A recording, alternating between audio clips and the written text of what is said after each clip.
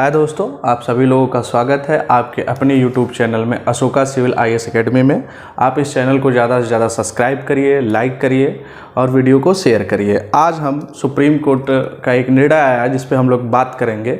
समलैंगिकता विवाह की बात हुई है, जहाँ पे सेम सेक्स की विवाह की बात हुई। यहाँ पे आप देख रहे हैं कि सेम सेक्स मैरिज क्या है, क्या ऐसे कॉन्सेप्ट हमारे भारत में थे, कब आए, यह विवाद कब उत्पन्न हुआ, विवाद की स्थिति क्या थी, कितने जजों की पीठ थी जिन्होंने यह फैसला किया, फैसले में क्या था, कितने मेजॉरिटी के साथ कितने फैसले थे और जो माइनॉरिटी थी उन्होंने क्या कहा, इस पे क्या क्या विचार हैं, क्या क्या बंद हैं, इस पे आज हम लोग देखते हैं और इस पे चर्चा करते हैं। आइए देखते हैं। पहली बात, समाचार में क्यों है, यह चर्चा का विषय क्यों है। हमने कहा कि चर्चा के बिंदुओं को देखते हैं, तो यह इस समय के न्यूज़ में बिल्कुल सुर्खियों में है, तो देखते हैं। और न्यायालय, मैंने कहा दूसरी पहली पॉइंट हो गई, दूसरी देखते हैं। दूसरा बिंदु है, देखिए कि न्यायालय के समक्ष विवाद क्या था। यह जो सेम सेक्स मैरिज था उसको लेके विवाद क्या था। इसमें कम से 1-2 याचिकाएं नहीं बल्कि कुल 21 याचिकाएं पड़ी थी। कुल कितने 21 याचिकाएं थी। यह याचिकाएं थी कि समलैंगिकता के लोग जो जोड़े में रह रहे हैं वो यह चाहते थे कि इनका विवाह जो है वो कानूनी रूप से इनको मान्यता दी जाए। इसके लिए यह विवाद उत्पन्न हुआ, यह विवाद की स्थिति उत्पन्न हुई।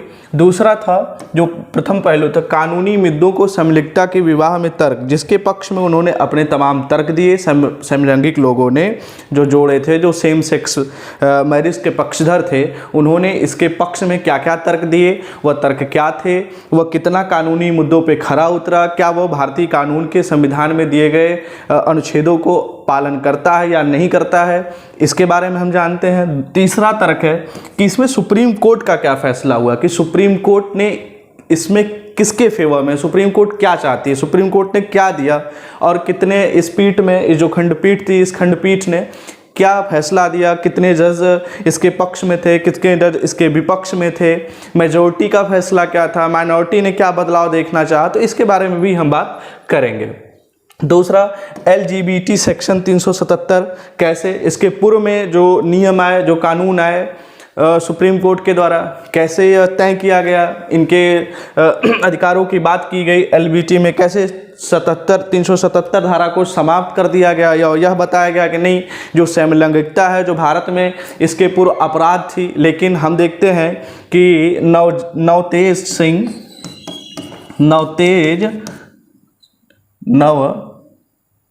सिंह वर्सेस भारत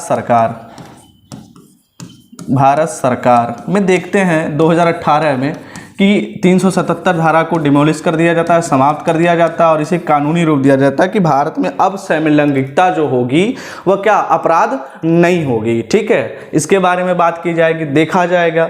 दूसरा, इससे प्रश्न क्या बनते हैं, आप देखते हैं इनको पढ़ने का, इन सामाजिक सरोकार के मुद्दे को पढ़ने का क्या मतलब है। तो हम देखते हैं कि जो हमारा GS पेपर 2 है, जिसमें भारतीय समाज एवं समलैंगिकता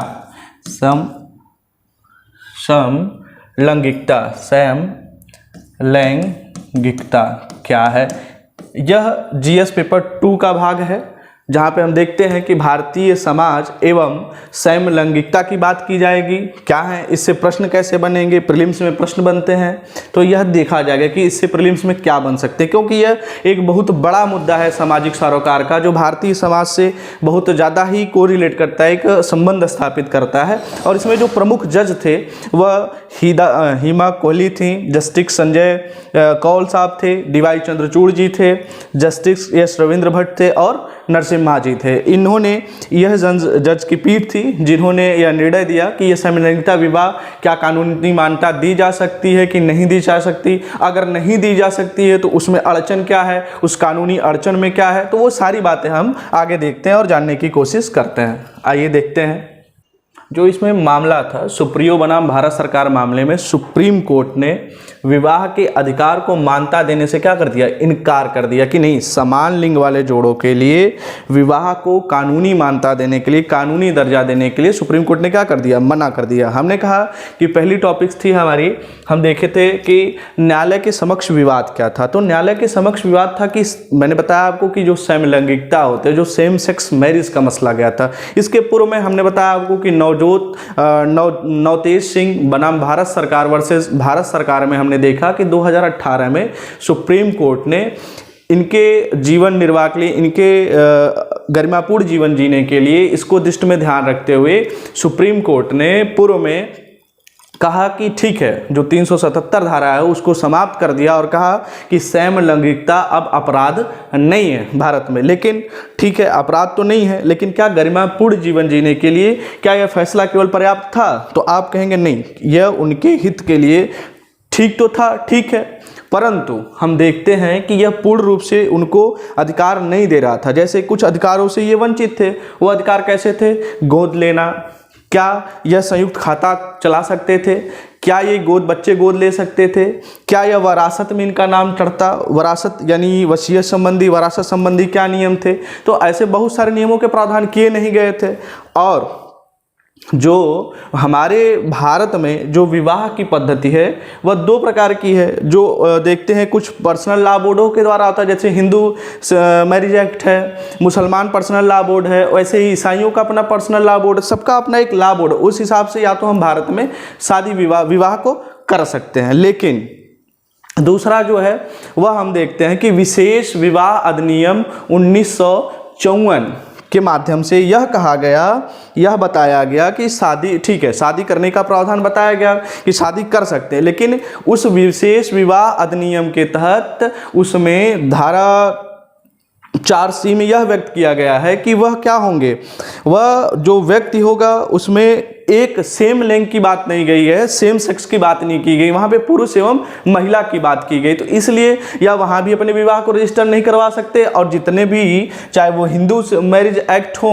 या मुस्लिम पर्सनल लॉ बोर्ड हो या जो ईसाइयत के हैं, तो समाज तो इनको कहीं ना कहीं, हमारे भारतीय समाज में लोगों का इनके प्रति रोष है, एक रोष है समलैंगिकता को लेके।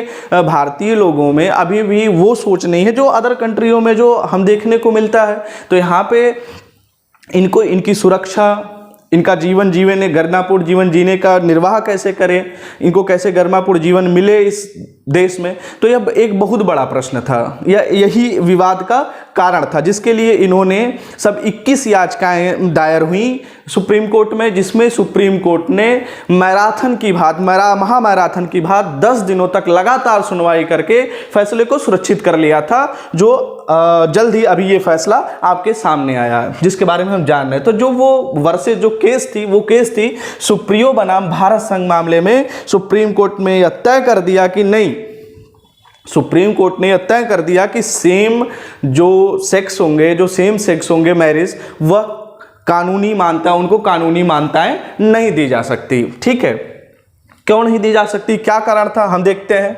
कहा कि हमें कानून, जैसे यहाँ पे देखिए, विवाह के अधिकार को मान्यता, विवाह एक वैधानिक अधिकार है, न कि संवैधानिक अधिकार है। यहाँ पे सुप्रीम कोर्ट ने कहा कि जो विवाह है यह एक वैधानिक अधिकार है, न कि संवैधानिक अधिकार, यह मूल अधिकार नहीं है। यह चाहते थे कि इसको मूल अधिकार के तहत कहा जाए, तो उन्होंने कहा नहीं, विवाह एक वैधानिक अधिकार तो है लेकिन मूल अधिकार नहीं है। दूसरी चीज देखते हैं, उन्होंने कहा कि इसलिए इसकी मान्यता संसद और राज्य विधानसभाओं का है, न कि न्यायालय का है। न्यायालय ने कहा, सुप्रीम कोर्ट ने कहा कि यह मसला कानून बनाना संसद का काम है, न कि न्यायालय का। यदि न्यायालय उसमें हस्तक्षेप करके ऐसे निर्णय ले भी आती है, निर्देशित करती है, तो यह एक न्यायिक फैसला होगा, यह जिसमें सुप्रीम कोर्ट ने बिल्कुल स्पष्टता के साथ उच्चतम न्यायालय ने कहा कि यह जो मामला है, कानून बनाना हमारा काम नहीं है, उनका काम न्यायिक समीक्षा है, वो न्यायिक समीक्षा कर सकते हैं। और उन्होंने कहा कि किसी भी पीठ को न्यायिक समीक्षा करते वक्त इस बात का ध्यान रखना चाहिए कि वो विधायिका के क्षेत्राधिकार का हनन न हो, यानी विधायिका के क्षेत्राधिकार में हस्तक्षेप न हो। उन्होंने कहा कि इस पे कानून बनाने का कार्य संसद का है, संसद इस पे कानून बनाए जिसका हम स्वागत करते हैं। हम इस पे कानून नहीं बनाएंगे, क्योंकि यदि हम न्यायिक फैसला करते हैं या न्यायिक कानून ले आते हैं तो कहीं ना कहीं यह हमारे भारतीय संविधान की जो सत्ता के विकेंद्रीकरण, शक्तियों की विकेंद्रीकरण की बात है, शक्तियों का पृथकीकरण का बात है, उसकी क्या करेगा, यह अवहेलना होगी। इसलिए उच्चतम न्यायालय के न्यायाधीशों ने स्पष्ट किया कि यदि इस विषय पे हम निर्देश देते हैं और एक उच्च स्तरीय समिति की गठन करने का कहते हैं कि जो करे, और यह ध्यान दिया जाए कि यह कानून राज्य संसद या राज्य विधानसभाएं बना सकती हैं।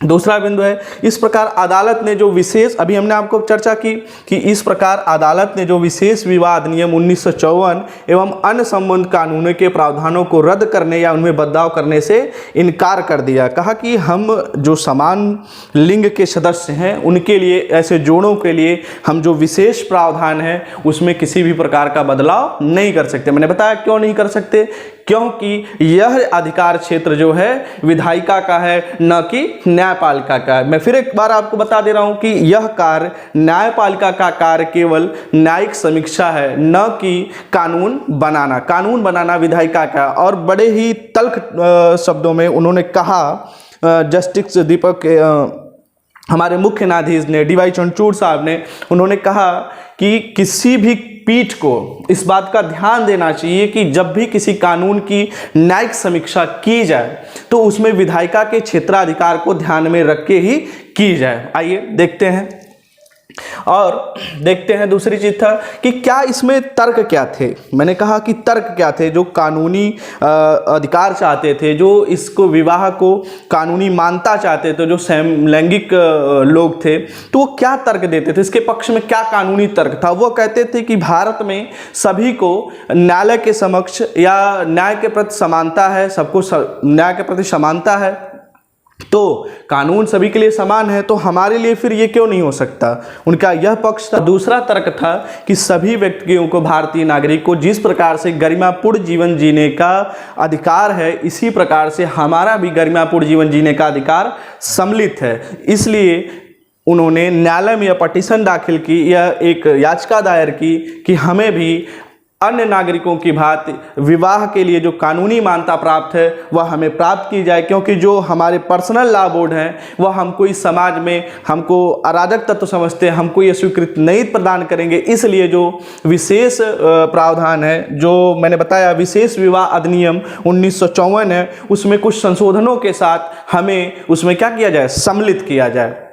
ठीक है। दूसरा प्रश्न, इन्होंने दो तरीके का तर्क दिया था कानूनी, जो मैंने आपको बताया कि कानून का समान संरक्षण है, जैसे कानून सभी नागरिकों को समान संरक्षण देता है वैसे हमको भी संरक्षण दें।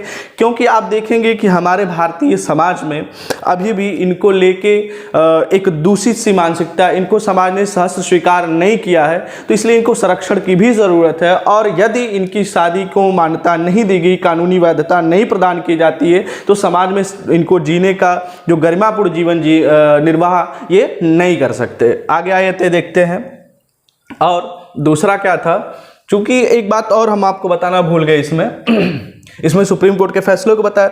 और जो एक गोद लेने का अधिकार है वो आप देखेंगे, इनको गोद लेने का भी अधिकार नहीं था, यह भी नहीं बताया गया कि गोद लेने का अधिकार है या नहीं। जो हमारे भारत में जो संस्था कार्य करती है, जो गोद लेने के नियम को, दत्तक पुत्र बन लेने के लिए जो नियम बनाती है, वो कारा के नियम 5 को बरकरार रखा, जो यह कहता है कि अविवाहित जोड़ों को गोद लेने से रोकता है और यह बच्चों का सर्वोत्तम हित है। वह यह कहता नहीं, ये इनको अविवाहित जोड़ा माना गया। कारा कहता है कि जो अविवाहित जोड़े हैं, वह कारा के अधिनियम 5(3) में यह कहा गया है कि जो अविवाहित जोड़ा है वो बच्चों को गोद नहीं ले सकता। अर्थात जब इनको यह मिला ही नहीं, यह कानूनी मान्यता मिली ही नहीं कि शादीशुदा है, तो फिर कैसे इनको दिया जा सकता है।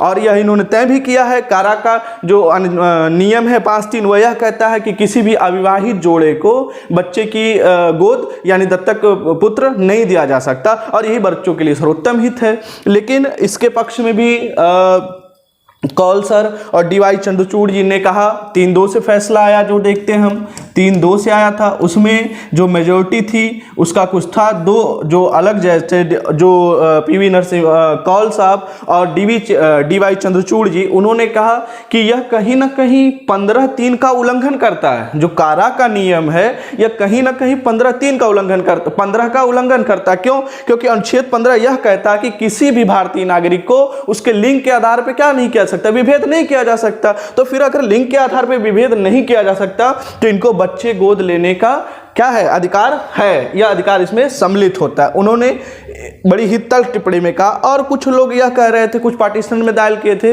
कि यह एक अभिजात वर्ग व शहरी वर्ग की सोच है, अब केवल शहरी वर्ग की सोच है। इस पे उन्होंने अस्वीकार किया और कहा नहीं, यह केवल शहरी वर्ग की या अभिजात वर्ग की सोच नहीं है सेम सेक्स मैरिज। यह एक ग्रामीण क्षेत्र की भी हो सकती है, किसी की भी हो सकती है, यह प्राचीन समय से है। कोई ऐसा नहीं कि इसकी केवल एक अभिजात वर्ग हो या केवल शहरी वर्ग के लोग ही इस बारे में सोच रहे हैं या सोच सकते हैं, ऐसी कोई बातें नहीं है, जिसपे क्या किया गया, एक सिरे से खारिज कर दिया गया। आइए आगे देखते हैं।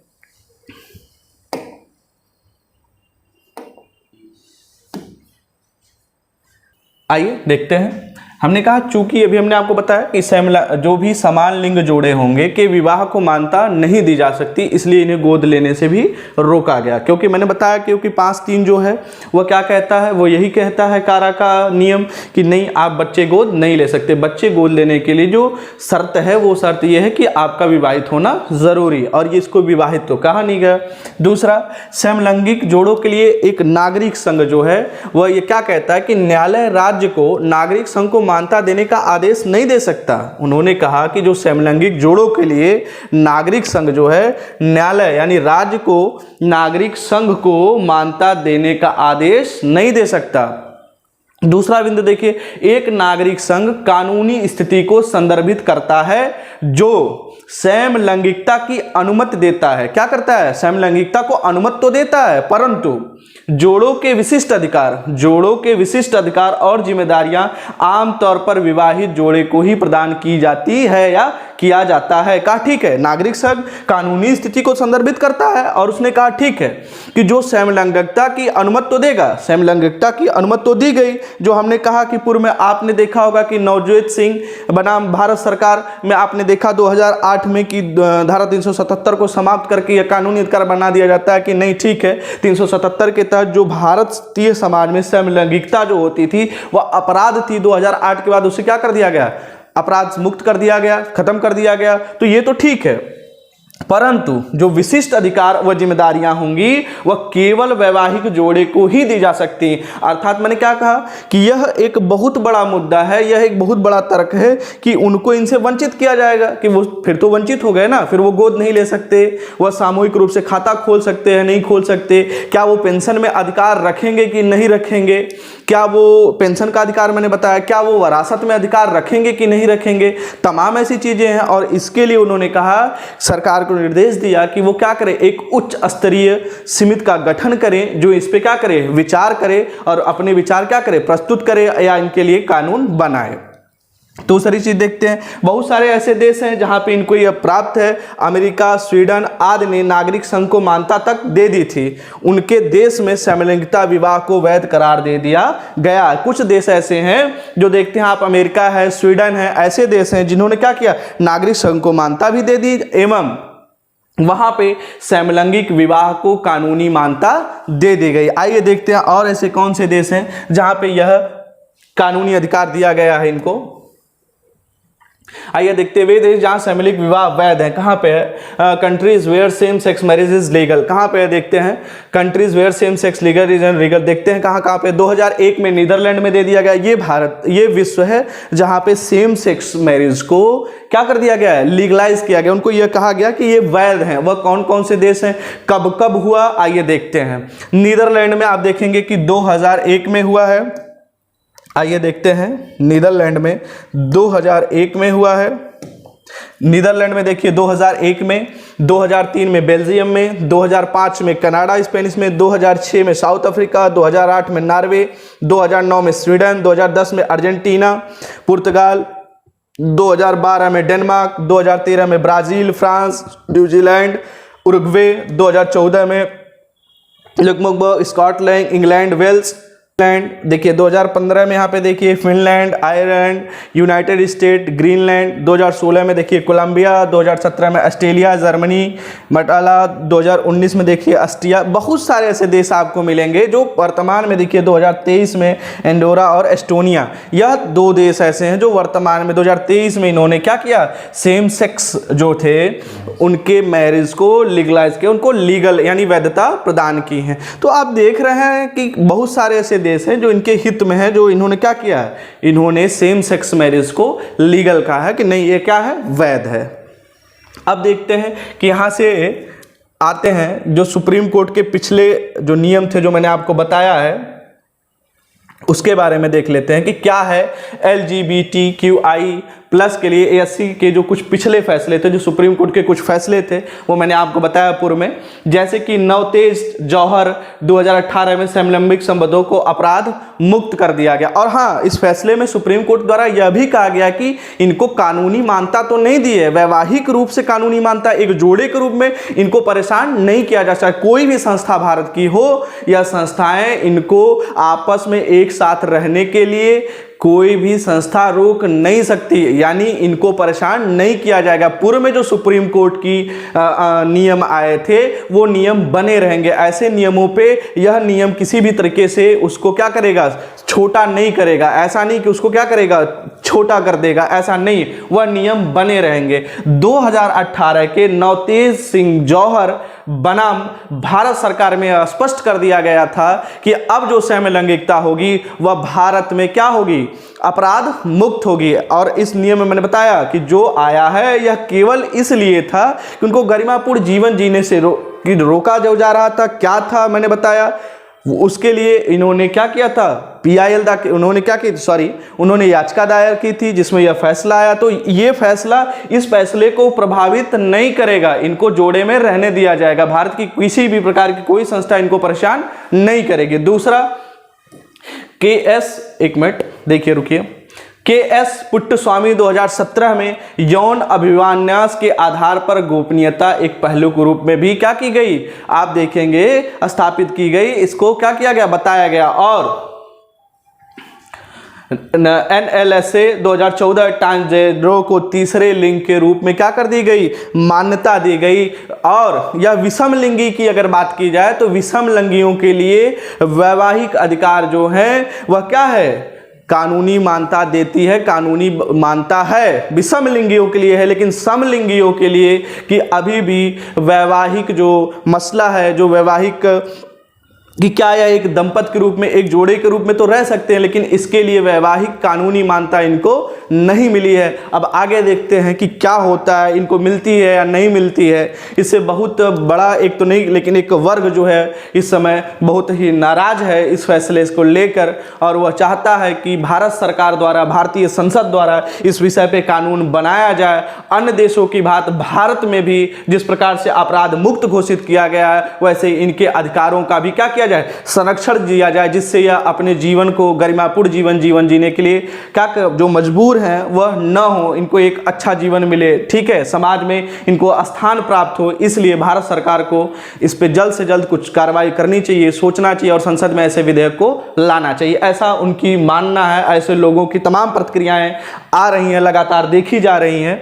आते हैं, देखते हैं इससे प्रश्न क्या बन सकते हैं। प्रश्न यह 2019 में भी PCS में भी पूछा था, और हम देखते हैं कि प्रश्न क्या बन सकता है। आप सभी लोगों को प्रश्न है कि भारतीय संविधान का कौन सा अनुच्छेद, भारतीय संविधान का कौन सा अनुच्छेद अपनी पसंद के व्यक्ति से विवाह करने की अधिकार की रक्षा करता है, अधिकार की रक्षा करता है।